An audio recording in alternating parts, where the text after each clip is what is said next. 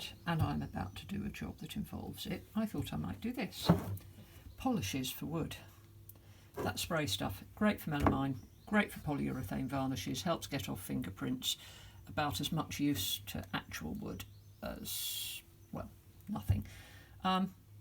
Right, this is commercial Liberum wax and it's really, really good. Now, these are very well formulated and they contain beeswax, I think, and they usually have something called Carnauba wax in it. Carnauba wax dries very hard, whereas beeswax does not dry hard, it dries quite soft. And if you overwax with beeswax, you'll find your furniture goes sticky and it's not very nice. It does take a very long time to dry hard. I mean, it will.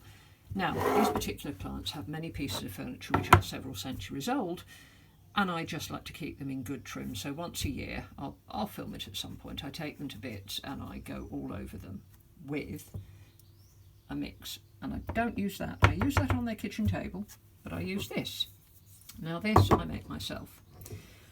I use a real turpentine, not white spirit, and I buy a lump of beeswax and I grate it into the jar and I top it up with turpentine and I leave it and I shake it and I come up with this. I can't get the lid off. Hold on. Right, that mix that you're looking at I will come to in a second when I take the top off the jar. This is very light.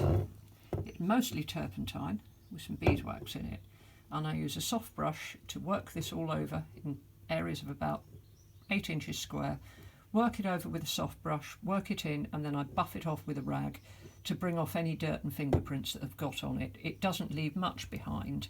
The terps acts as a solvent for any greasy fingerprints that have got on there. It smells absolutely glorious. You don't feed wood, wood is dead, but what you do is you keep the surface mildly moisturised so it doesn't crack. These bits of furniture are oak, they're hundreds and hundreds of years old. They're fairly solid, but after all this time I like to take care of them. However, that's half terps, half vinegar, and actually it's not terps, it's white spirit. The two things are not interchangeable, but this is really cheap and it's great for getting just